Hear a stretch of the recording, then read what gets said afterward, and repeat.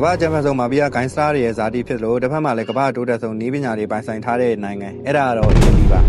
ကျွန်တော်နာမည်တော့ပိုင်စောထပ်ပါဒါမျိုးဘူးတရရတဲ့အကြောင်းအရာတွေကိုတင်ဆက်ပေးနေသူပါအခုပဲစလိုက်ကြအောင်လူမိုင်များသလို့နာမည်ကြီးတဲ့ဒီနိုင်ငံဟာဘယ်လိုမျိုးကမ္ဘာ့ထိပ်တန်းအဆင့်ထိတိုးတက်လာတာလဲဆိုတာပြောပြပေးသွားပါမယ်အီတလီရဲ့စီစီလီကျွန်းဟာကမ္ဘာကျော်မာဖီးယားဂိုင်းတွေစတင်ရာရက်ပါသူတို့ရဲ့ထူးခြားတဲ့စီကံတွေအုပ်ချုပ်မှုတွေကတကမ္ဘာလုံးရာဇဝတ်မှုလောကကိုလွှမ်းမိုးခဲ့သလိုတကော့ဖားသားလိုမျိုးကမ္ဘာကျော်ရုပ်ရှင်တွေဖြစ်လာတဲ့အထိစိတ်ဝင်စားစရာကောင်းလာပါတယ် The simple truth about the love she brings to me